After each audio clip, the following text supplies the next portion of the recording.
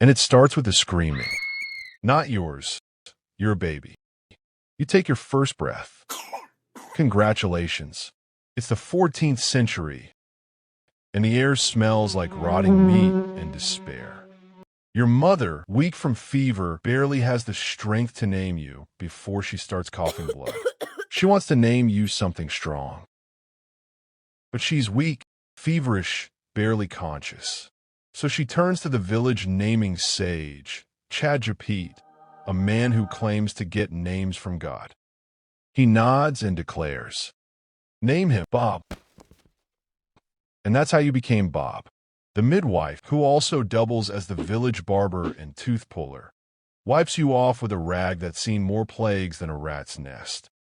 Your mother's here. Her primary job is to keep you alive, which, given the circumstances, is like trying to guard a loaf of bread in a room full of starving pigeons. Sometimes she has to leave to tend to your father, who's developed a nasty cough. Wonder what that could be. Minutes pass. You wriggle. The rats watch you with mild interest. One considers whether you're edible, decides to wait. Plenty of corpses lying around for now. Luckily, your mother returns. Unluckily, she's sweating, her skin flushed with fever. She picks you up anyway because the hut's been deemed cursed, and now you're being dragged to the next village over. Week passes. You can see now the world is a blur of mud, suffering, and the occasional burning pile of bodies. At 3 weeks old, you're still alive, a miracle. Your limbs work, sort of. You can flail like a drunk monk after communion. Your mother props you up in a corner while she prays for salvation. Or death. Hard to tell. For the first few months, life is fine. You sleep, cry, and occasionally get nibbled on by fleas. Your parents assume you'll die before winter, so they don't bother getting too attached. Meanwhile, the neighbor's kid just dropped dead mid-sneeze, so everyone's a little distracted. By age 5, you're considered old. Most kids your age have already been carried off by the plague or a tragic goat-related incident. But you're a fighter. Or just lucky. Hard to tell. Your diet consists of whatever gruel hasn't been stolen by rats or older siblings. Oh, right. You have those now, too. Maybe 3? Hard to keep track. One day, your mother doesn't get up. A man in a bird face drags her out by the ankles. You stare. The rats stare back. Dinner's on them tonight. Your education consists of how to dig graves fast, how to identify which of your friends are definitely about to die. Black boils equals bad. How to cry silently so the local priest doesn't accuse you of being a demon. Let's say you survived childhood, now you're 12. You're basically an adult. Time to pick a profession. Option 1, farmer. You till soil that hasn't yielded a good crop in years. Half your family's dead, so now you're doing the work of 3 people.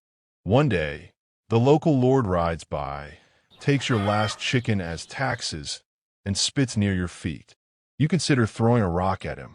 Then you remember he's the one who burns witches. You keep the rock for later. Option 2, gravedigger.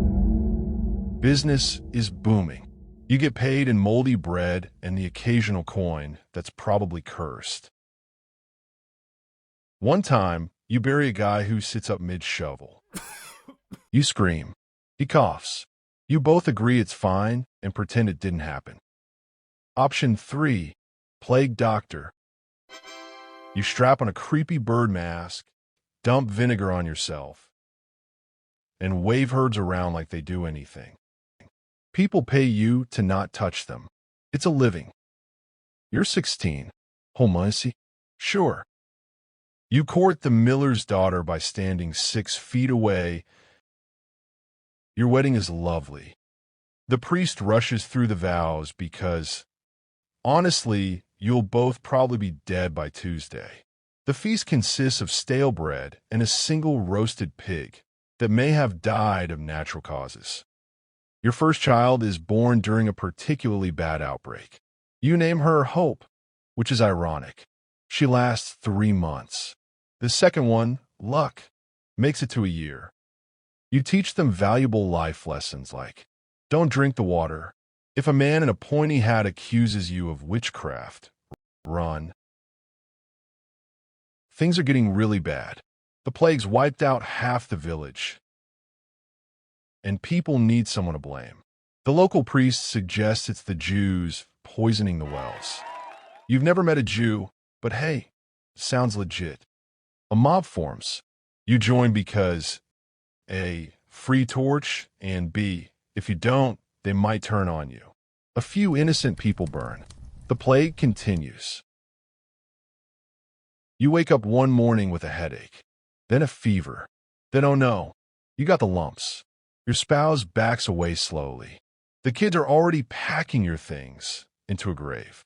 The priest shows up, does a quick prayer, and then dips before he catches it too. As you lie there, sweating and hallucinating, you think, well, at least I didn't get stabbed by a goat. Then you die. The plague eventually fades, but not before killing 50 million people. And that's why it sucks to be born in the Black Plague era.